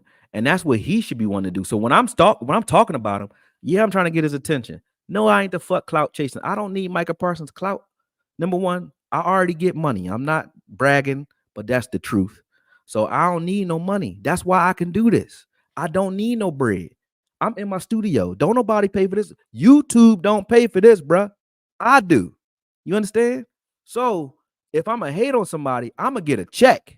I'm not getting no check to hate on no fucking Micah Parsons. All right. I'm saying this because this is where he's going to play best. And if he does this, nobody can deal with this man. Look at how he just destroyed that whole blocking scheme. And then, like I said, a curse gets a free tackle for loss. because Micah forced the ball out of his hand. He can't just sit back there. Oh man. Anyway, like I said, appreciate you guys for joining in, talking, and getting on here. Let me give you guys some shout outs while we doing this, man. My bad. I know I seem like I'm like just rambling and ranting. It was a crazy rant, but that's because I seen like you guys going at me on Twitter. A lot of people going at me on Twitter like I just forgot football all of a sudden. You know what I'm saying? I am a tourist. How you know that? Yeah, that's crazy. You got to be a tourist because you understand too much. Yeah, I'm a tourist for real. I don't know how you knew that. That's fucking crazy. I got to be a tourist because I'm stubborn as hell. I'm stubborn enough to go against the whole Cowboy Nation by myself and deal with it. Sugar Daddy Williams, the problem is we need better defensive ends. We already have the best linebacker. We don't need better defensive ends. I disagree. We need to let the defensive ends play. Sam Williams and Fowler can play the edge, no problem. They don't get out there, bro. You realize that? They don't get a lot of snaps. Fowler was the most productive defensive end for his amount of snaps, believe it or not. The most productive. For those of you who like to jump out here with the damn stats and shit. Mike Tyke, he said, people, AKOYE doesn't watch film to tell you who he likes or doesn't like. He's telling you who is productive and properly positioned and leveraged, which is correct, Mike Tyke. If you're not, you're not. I don't dislike nobody, and I don't like nobody. I like who plays and who plays well. So you're exactly right when you say that. Because if you ain't doing it, you ain't doing it. And if you're doing it, I ain't gonna lie. I can't lie on you because you're gonna be seeing it on film. When LVE starts playing good, I say it. When he don't, I say it. Is there a defensive coordinator out there that can bring Parsons out in this defense if DQ leaves? There's several out there. Will you use them? We just let Vic Fangio go to the Eagles. Fangio would do it. You know what I'm saying? Fangio would do it. He had Long and Riley, those middle linebackers over there playing lights out. Playing lights out. Micah Parsons would kill with a Fangio. Too high safety, so you ain't got nowhere to throw the ball fast, but you got Micah Parsons to deal with in the middle of the field. You see what they do over there with the 49ers. You know, you got two high safeties, and you got to now you can't throw the ball deep. And guess what? When you see two high safeties, where do you attack? You attack the seams and you attack the middle of the field, right? Well, now guess what? That defense is being funneled through Fred Warner. You got to throw the ball at Fred Warner. Why do you think Dak Prescott keep throwing interceptions in the middle of the field to Fred Warner, or Fred Warner keeps getting interceptions and keep getting in passing lanes? Because the way they run their scheme is you see two high safety, you can't really throw over the top outside. Those corners get help, right? Most of the time. So you can't throw it outside. So you kind of go away from that. You got to throw it short, which plays in the Greenlaw and Warner's hands. They're going to come get you. Or you got to throw it deep in the middle of the field, which plays in the Fred Warner hands, because now you got to throw at him. What happened at the end of the game when they tried that in the playoffs, Green Bay, where Love likes to throw the ball like that? What happened? Fred Warner and them came and got that shit. They came and got that, Chief. Why you think that was? Because they run their scheme to make you have to deal with those guys. They came and got that. So I ain't making this shit up, man. This ain't just me talking. Like I said, I got other film though. I've been putting it out. I just put Quincy Williams out. I studied every linebacker, all the top linebackers according to y'all stats, not me. Y'all said PFF says that the linebackers are good. Who's good? Who ain't? I watched them all, and ain't none of them better than Micah Parsons. None of them. They all great though. That's how good he is. Why would I say? Now I can watch all the defensive ends you want, and a lot of them are better than Micah Parsons at defensive end because he can't stop the run from there. So why would I take a guy who's maybe top 10 at edge from a pass rusher standpoint? He top 5 from a total overall standpoint as a defensive end. He may be top 10. Why would I take that and then take a guy who's otherworldly from middle linebacker and say let's use him at a position where he's top 10 every year versus where he's number 1 automatically without the knowledge? He ain't even got the knowledge and he already number 1. Meaning the things that I see, I'm gonna show you because y'all be thinking I'm talking. I'm gonna show you. Let me pull this up. I'm late than a motherfucker to all my projects. People gonna be mad as hell at me. Hold on, let me shoot some text real quick and let people know I'm coming with your tickets. I got your bread. I'm coming.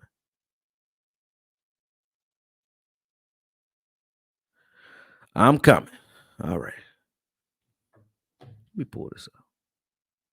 Open recent projects. Linebacker play. Boom. We can save this.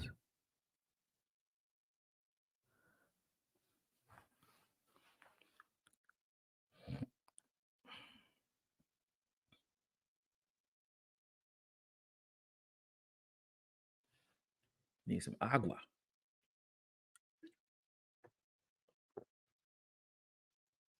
Yo, babe.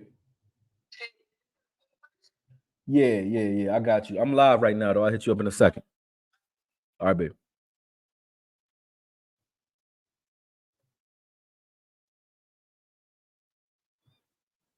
Mm-hmm. All right.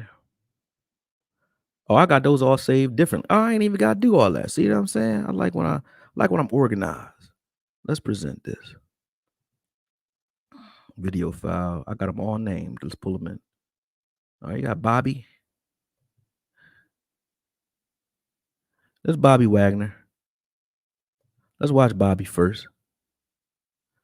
Bobby going forward. This all one game at that. I watched Bobby get 17 tackles this game. And guess what he can't do? Can't do shit backing up.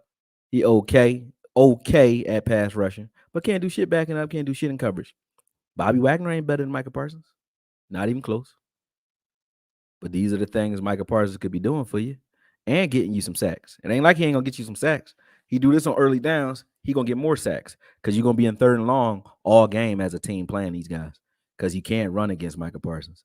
Bobby was doing this damn thing. And so for those who think I'm joking, like I've watched every linebacker already. I've already done it. I just ain't got time to put it all out because I haven't cut it up yet. But I've watched them already. So I'm never just talking. There go a sack for you. Micah Parsons could do that. You know what I'm saying? But anyway, look at just watch Bobby play for a second. And I'm gonna show you a couple of clips. I'm not gonna show you his whole game. But these are the things Bobby Wagner is doing from the middle of the field. Nowhere near. He looks slow and old at this point in the game. You know what I'm saying? Nowhere near touching Micah Parsons from the middle of the field. Nowhere near. We show you somebody else. I showed y'all Fred Warner. Y'all seen that film already.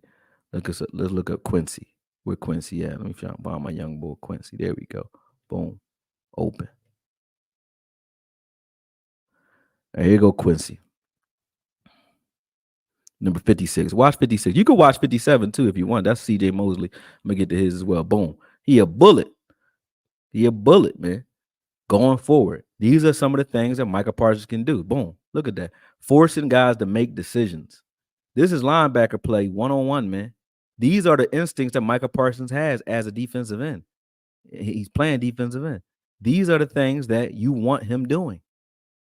To say, put him on edge and have him doing. Look at number 91 on this play. All he doing, what is he doing? Standing there, two gapping. Let me watch that again. Watch number 91. Watch 91 on this play, on any play. Watch 11. What are they doing? They just setting the edge. Setting the edge for what, though? They setting the edge. Watch this. They setting the edge so those guys can fly to the ball. That's what Micah does. You want somebody else setting the edge so Micah can do these things, meaning you funnel all of the traffic right at him. You got to deal with him. You can't avoid him because we're funneling all the traffic straight to him. Now, do the Jets have a number 1 pass rusher in the league? No. Are they a better defense, though? Yeah. So which one y'all want? Y'all want sacks? Or y'all want wins, even though the Jets ain't win shit. So excuse my French for that. But you understand, on this team, they would have. If we had this defense, we would win some shit. Because the Jets, the games that they do win are because of the defense, in spite of the quarterback. They not winning because of their quarterback play. We win most of our games because of the offense. Now, if you took those other 5 games where the offense do struggle, which is okay, Peyton Manning struggled 4 or 5 times a season. Quarterbacks struggle sometimes, right? So Dak ain't allowed to struggle ever. He got to play perfect for fucking 21 games. No. That's not how it goes. Look at that. Touchdown. These are the things Micah Parsons can do. Because these are things he was doing in college. You get what I'm saying? So we could take over games defensively with Micah Parsons playing in the middle of the field. Take them over. These guys ain't better than Micah Parsons. They not. I'm going to show you again for those who haven't seen it, because I don't know why I got to keep showing it, but let me show you anyway. Because I like watching the damn film my damn self, to be honest with you. Yeah, I'm going to show you. Where's Micah in college?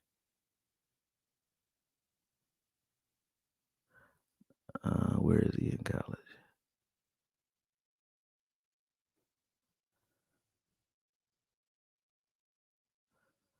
I don't know. Let me see.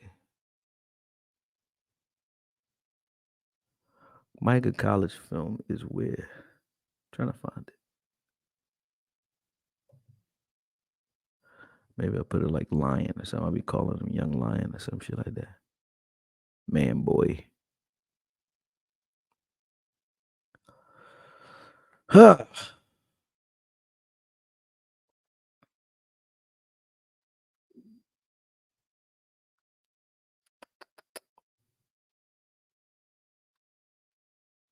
I don't know where the fuck I put that shit at. I don't know where I put it. Let me just put this out here then. This is the Man Boy footage. You can just watch that then. I was gonna put his college tape out there, but I don't know what I did with his college tape. I might have it on my hard drive or something like that. But even when you watch him in his rookie year, once again, I know y'all seen some of y'all seen this already. When you watch him in his rookie year play middle, there's no way you can tell me that this guy got better now than he was this year. This was the best you've seen. Why? Because they're funneling all the traffic right at Micah Parsons, and you got to deal with him. You got to deal with him. Look at this. You got to deal with him. They funneling all the traffic straight to him. When you do that, Micah Parsons will be great. When we decide to do this for an entire season, we will win it all. If we don't do that, we're going to miss a window and miss an opportunity with him and Dak, because Dak is good enough to win right now. Now, you telling me if you got a guy like this, not just getting intercepted, only games we win by blowout is when our defense complements the offense and gets the ball back to the offense more. We blow those teams out because we are scoring defense, meaning we get the ball back to the offense so the offense can score more because it has more times at bat than you. So we built the defense to be a fuel for the offense. But what happens if we just say we're just going to be a defense that could just flat out stop teams? Then the offense don't got to do shit. Now, if it does, it does. If we get interceptions, we get them. But remember the Micah Parsons that said our job is to win even if it's 0-0. You know what I mean? Even if the offense scores 0, our job is to still win. You know what I'm saying? That's the truth. But when we going to see it, though, Mike? When we going to see it, Mike? Because we don't see that. We don't see that. This is them funneling traffic right to Micah Parsons. So, again, for those who think I'm just making shit up or just out here talking, I don't never do that. This is years and years and years of film watching this bull. Every year, I watch more film on him than anybody. I would challenge anybody. Every year, I watch more film than anybody else because I don't have no weekly show. I don't do the news. I don't do all that. No offense to those guys that do it. I watch those guys for that because I got to watch it for that. But I watch what I want to watch. I don't watch TV. I just watch the players I feel like watching. I watch the players that I'm breaking down. Every year, I watch them. So I've seen this film that we're looking at right now hundreds of times. Just what we're watching right here, this film. While editing it, I've watched every play, every snap he's ever played, every tackle he's ever made, every sack, everything. Hundreds of times I've watched this guy. You know what I'm saying? And I know some of y'all have seen this. Probably at least 4 or 5 times by now because I've aired it at least that many times. So imagine how many times we don't watch this shit. This ain't making stuff up, man. This is where he should be. This is where he should be. Look at that. And that was him stunting to get somebody else open.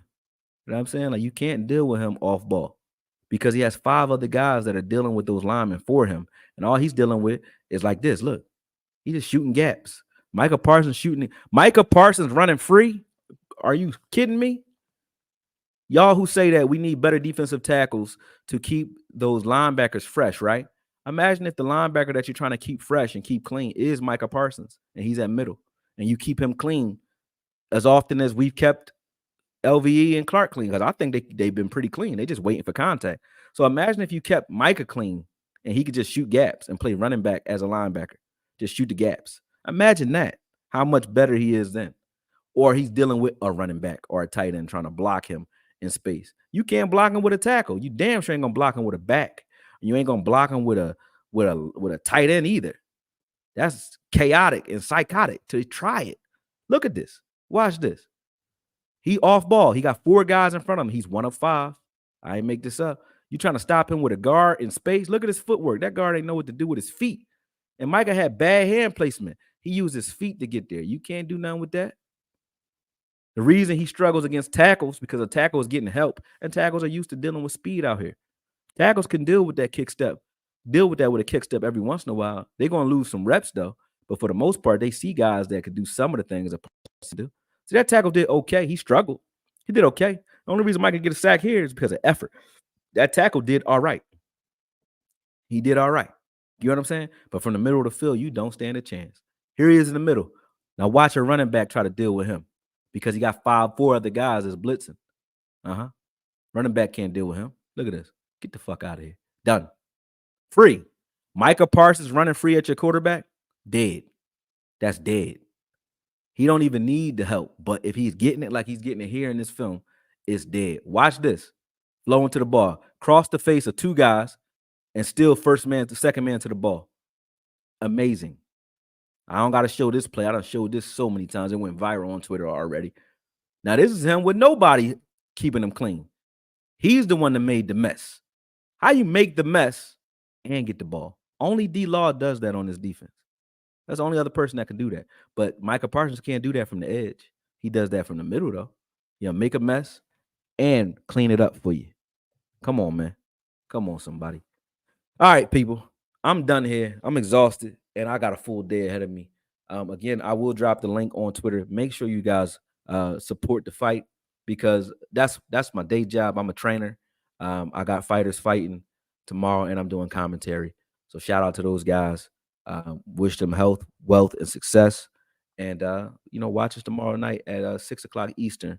But I will drop the link, and you guys can watch it on pay-per-view live. I will be doing commentary. So shout out to that. Everybody who supports AKOYE knows boxing. The boxing content is coming. I'm just waiting for the WBC to approve it, and we good to go on that. But again, ain't no hate. It's all love, man. I love Micah Parsons. I might not be talking like you what he wanted me to hear, what he want to hear, but I love Micah Parsons. Ain't no shit. I could never be a hater on no man because I'm happy with my life. Haters, you never see a hater doing better than you. I'm doing what I want to do with my life. I ain't got no reason to hate on nobody at all. Never. Nobody could ever say they seen me hate on them. Anybody who gets in these chats and say anything to me, DM wise. Now, we might chop it up and argue here. Even those people. Ask anybody how many people I help. I don't even ask nothing for nothing. People watch film with me all day. They never give me no credit and be like, yo, shout out to AKOYE. I watched 3 hours of film with him last night. That's why I know how to watch film for my channel. Nobody say that to me. They ain't going to tell you. And I'm not here to say it because I don't give a fuck. I hope anybody who asks me. I ain't never been a hater in my life. Don't need to be. I'm good already. This just going to be great. This is just what I love to do. So why would I hate? I want Micah to be the best he can be. No different than me. You know what I'm saying? Be you. Love y'all. I'm out.